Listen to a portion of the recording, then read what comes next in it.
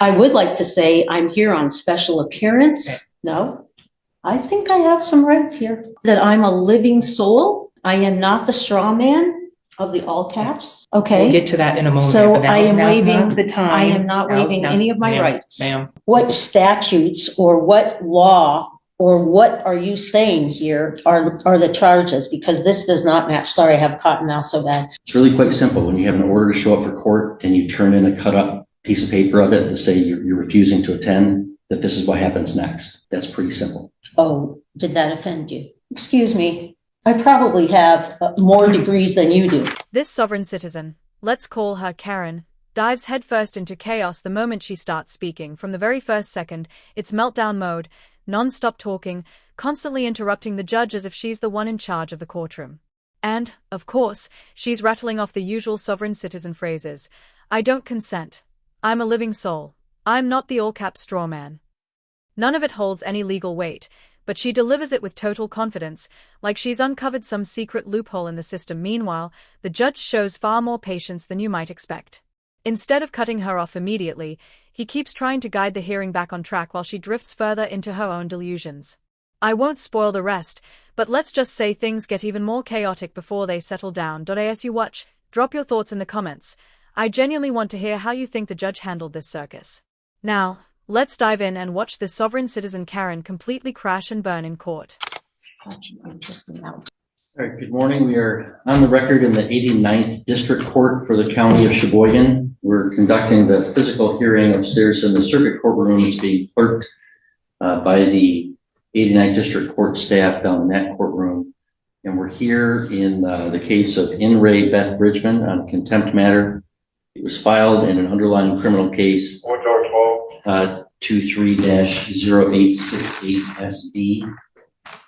We are providing public access both in the courtroom, in the circuit courtroom, and also online. Counsel, you want to state your appearances, please? Good morning, Your Honor. Paige Miller on behalf of the people. Attorney Eric Villanueva appearing as arraignment attorney on behalf of Beth Bridgman. Right, good morning, Also, I will represent myself. Yes, Okay. we'll get to that. I would like to say I'm here on special appearance. Okay. No, I think I have some rights here. I don't know. What does special appearance mean to you? It means in a common law that I'm a living soul. I am not the straw man of the all caps. And you'll have an opportunity at a later time. Please just take a seat. I've never seen those opportunities come back around. Thank you. Okay. We'll get to that in a moment. So but I am waiving the time. I am not waiving any of my rights. Ma'am. Man, I really feel for these lawyers. This is absolutely not what they spent years in law school preparing for. You can see it written all over this attorney's face, his one deep sigh away from walking out of the courtroom entirely. And honestly, it's hard to blame him. She's radiating pure chaotic energy, and everything she says just keeps getting more unhinged. We're not just watching peak Karen behavior here, she's also a full-blown sovereign citizen, which makes the situation even more extreme. That combination alone would make any attorney question all of their life choices leading up to this moment. Moments like this are a reminder that sometimes real life outdoes comedy, because you truly couldn't make this stuff up even if you tried. Okay, thank you. Ms. Bridgman, you're free to stand or sit, whichever you're more comfortable with. I don't know how I'd pull the chair up, so thank you. Well, if you want to sit there, I have no problem. Okay. All right. Thank you. All right, well, Ms. Bridgman, you're here for an arraignment on 2 allegations of contempt, so I have to advise you of what those are. The first was an order to show cause that I signed on December 13th, 2023, which alleges that you are in criminal contempt of court for the unauthorized practice of law and for preventing the defendant, Seth Flores, from meeting with the Michigan Indigent Defense Commission attorney prior to his arraignment. We scheduled that for a show cause hearing on December 20th. You did apparently appear in the courthouse that day and turned in a copy of the show cause cut into strips with the red lettering on it. Says your offer to contract is not accepted, and then you did not appear at that show cause hearing. So therefore, I signed a warrant for your arrest for that non-appearance. So that warrant alleges that you are in criminal contempt for failing to appear at that show cause. So, Failing to appear for order to show cause on Wednesday, December 20th, 2023 at 11 a.m. for preventing defendant Seth Miguel Thomas Flores from meeting with MIDC attorney prior to his arraignment. So those are the two contempt citations pending against you. You have the right to have a hearing on both of those allegations, where your contempt would need to be proven beyond a reasonable doubt. You have the right to present evidence in your own defense and cross-examine and challenge any of the evidence presented against you. You have the right to an attorney. If you qualified and requested, you have the right to an attorney appointed at public expense. The MIDC provides an attorney for your arraignment today, just as a courtesy and as required by a what is statute. MIDC? Michigan Indigent Defense Commission. You also, of course, have the right to represent yourself. Do you know? Well, first, do you comprehend the penalties? Oh, I'm sorry, I didn't tell you. So both those contempt citations, if you are found to be in contempt or you admit to being in contempt, you could be punished by up to 93 days in the county jail and or a fine of $7,500 or both. That's the fine. That's the maximum penalty for both of the contempt. 93 days in jail is basically waving at her from across the courtroom at this point. I'm calling it early, guys. She's on a collision course with that maximum penalty. And honestly, I'm putting good money on her ditching the free lawyer any second now and announcing I'll represent myself like it's some kind of power move. You can already see it brewing. She's not even trying to avoid the consequences anymore. It's like she's spiritually committed to the downfall. Sovereign citizens have this weird talent for manifesting jail time. The same way motivational speakers manifest success. They just chant nonsense and then act surprised when it blows up. Ms. Bridgman, do you comprehend the rights that you have that I outlined for you and the maximum penalties I outlined for you? I think that I would like to wait. I have a call in to the state trooper that your office or the prosecutor's office called to investigate something with me. And I was on the phone with her and told her I had received the show cause. And she said, he can't serve a show cause. I shot over a copy of it. He can't serve a show cause because you're not under bond. This is from the state attorney general's office. I was still on the phone with her. I had filed the paperwork at 9 o'clock. She called me at approximately 10 o'clock. I was still on the phone with her till after 11 o'clock. And she told me that you could not issue a show cause because I was not under bond. Now I understand you have just precluded all of my common law rights by forcing me in the back door into your jurisdiction on this side of the court. And I know that this is not what was on the original document in its entirety. So you have amped up the charges based on the fact that I failed to appear, but I believed she was going to let you know. She was collecting information from me for you. Playing dumb has to be the worst strategy she could have picked here. What exactly is the plan? Pretend she didn't understand the order, so suddenly. It doesn't count. Come on. Oh, I didn't know any better. That's why I shredded the show cause notice and decorated it. Like a kindergarten art project. That's not a legal argument. That's scrapbooking. At this point, her last two brain cells are swinging at each other like they're in a parking lot boxing match. And even the imaginary referee is already thrown in the towel. She's not helping her case. She's building the prosecution's slideshow. One glitter-covered page at a time.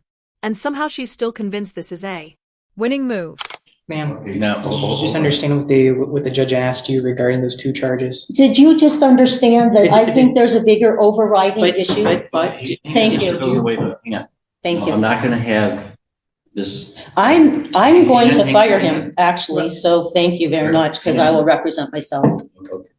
So you're telling me things in defense of the contempt citations, and you'll definitely have an opportunity to present any of No, that. because you already, Hang on, Mr. Villanueva, please stop. I don't want to have this be an argument between Thank you. and Ms. Bridges.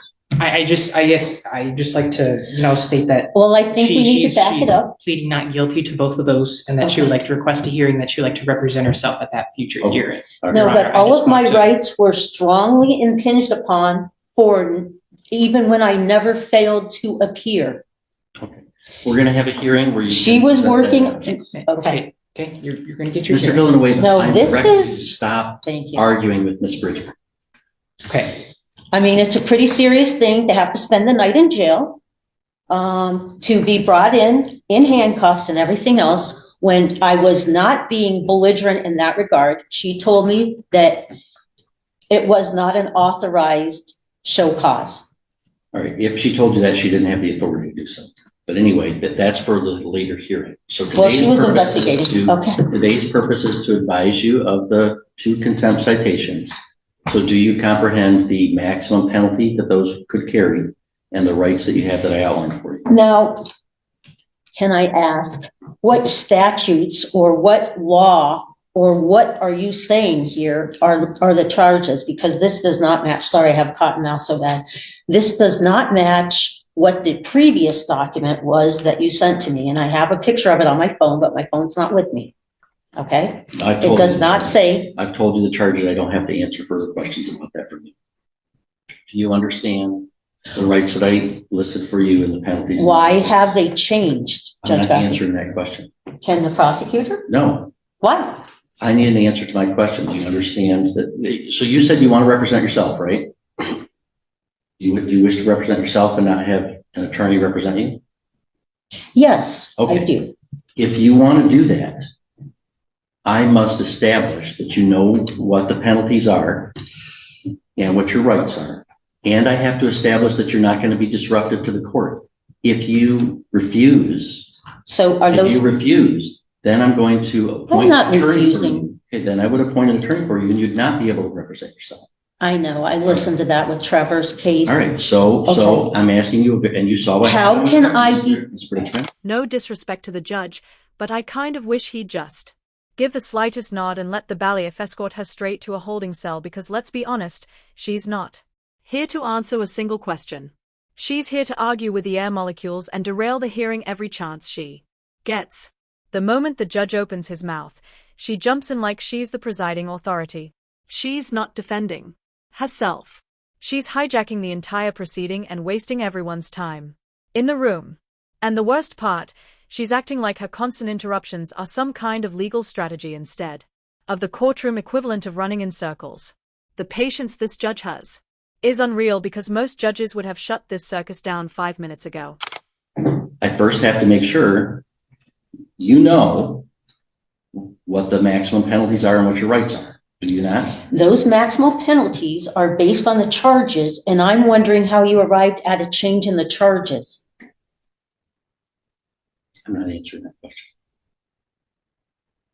You know that you could face up to 93 days in jail and over $7,500 fine. You understand it.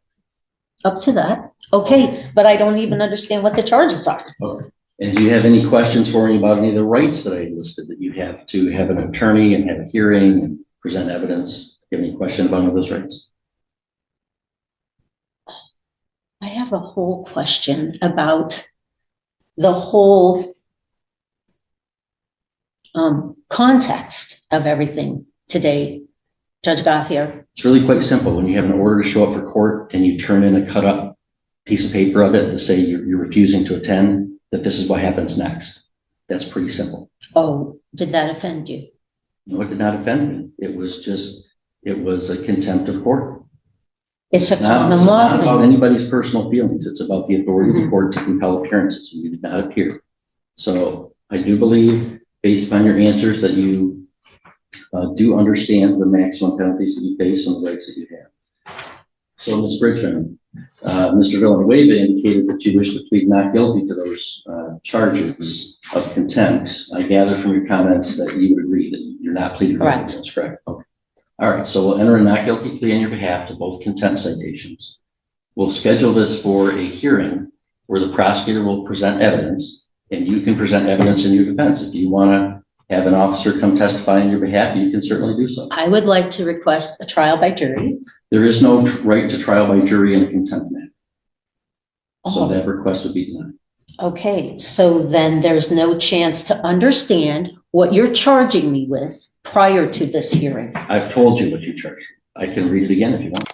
Tell me I'm not the only one yelling at my screen right now. begging this judge to finally put his foot down. How much sovereign citizen nonsense does one man have to endure before he calls time on the circus? I get that judges try to stay calm and professional, but this is getting way past reasonable at this point. It honestly feels like he's getting paid overtime just to sit there and let her ramble. She's derailing the hearing every chance she gets, and his letting her run laps around the courtroom with nonsense arguments that don't even exist in the real world. Maybe he's trying to keep the record clean. Maybe he's just too patient. I don't know. But seriously, you guys tell me. Is he being smart or just way too soft for this level of delusion? I don't see where there's a code or a statute or any law that I have actually violated here. Well, that's not required to be on a contempt citation. I've told you what the allegations are. If you want me to read them to you again, I will. Okay, and the contempt charges that you're saying have changed from the first time. No, there are two. One is the contempt for unauthorized practice of law and preventing Mr. Flores from meeting with his MIDC attorney prior to his arraignment. The second one is for failing to appear for the show cause hearing on that contempt. So I only show one now. What Okay. one do you have?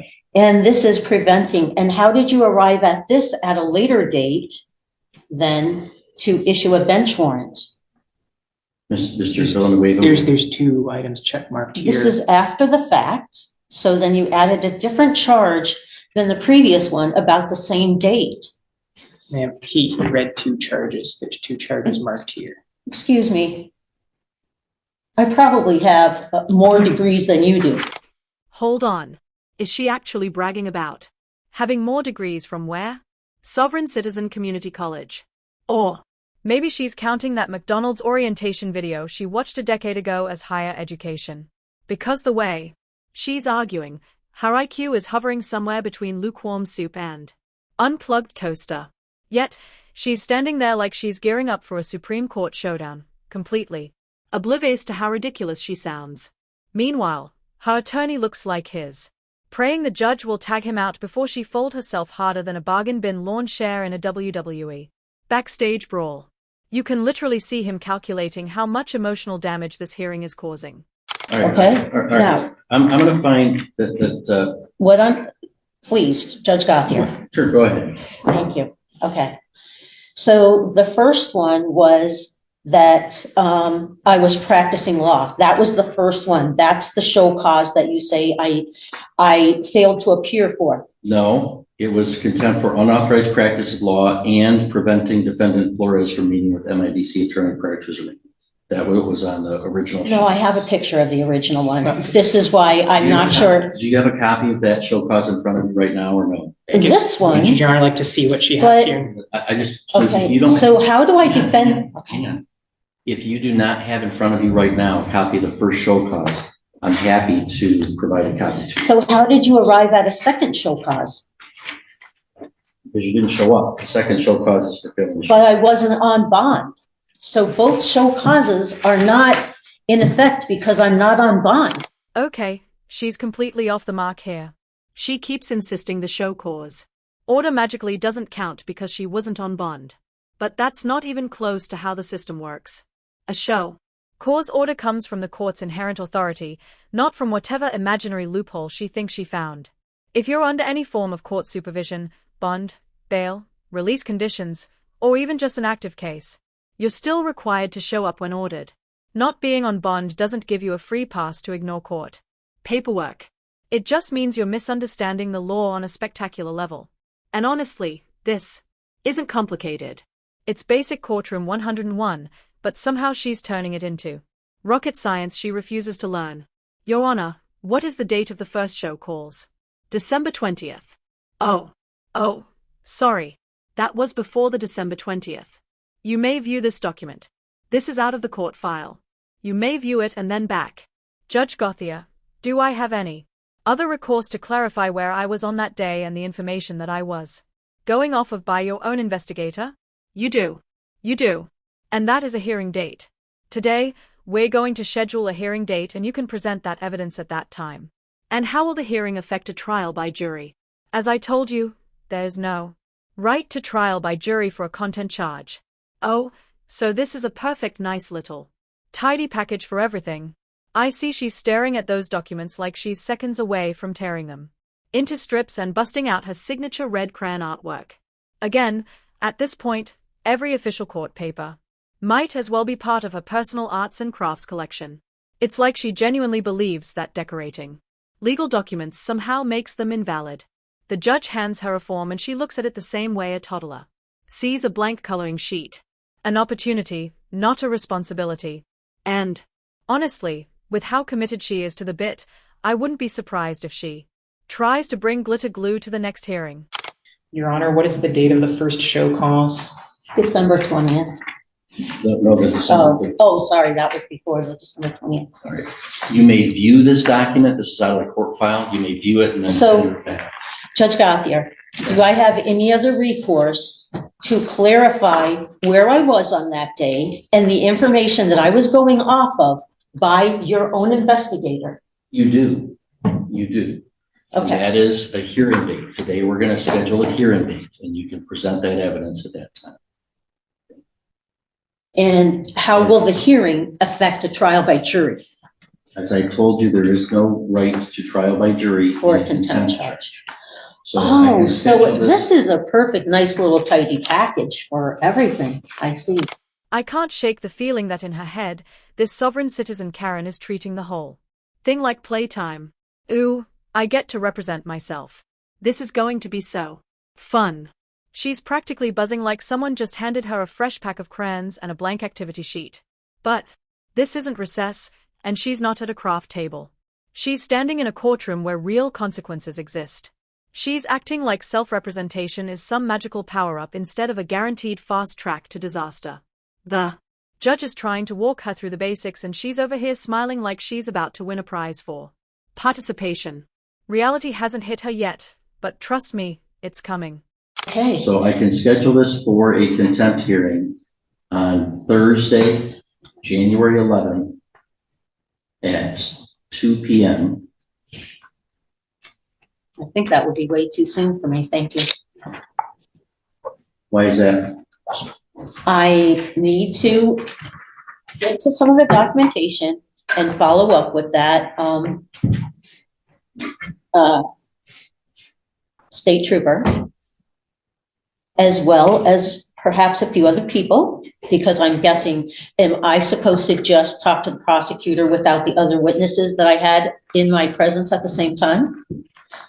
I could schedule this for the afternoon of Thursday, January 25th. Then that gives you 3 weeks. Thank you. So we'll schedule this for a contempt hearing on both allegations of contempt on Thursday, January 25th at 2 p.m. And do I understand correctly, you do not wish me to appoint an attorney that you want to represent yourself? And then who makes the decision? You make the total decision then? Well, no, first you make the decision whether you want to represent yourself. As long as I'm convinced that you're doing so of your own free choice, that you understand what's going on and that you're not going to be unduly disruptive, then you'll represent yourself. So what am I allowed to do at the hearing to defend myself appropriately? You're allowed to present legal arguments. You're allowed to present witnesses to testify under oath, yourself or any other witnesses that you bring with you. If you want to subpoena a witness, if you're representing yourself, you can't issue a subpoena without the court's signature. An attorney can issue a subpoena on their own.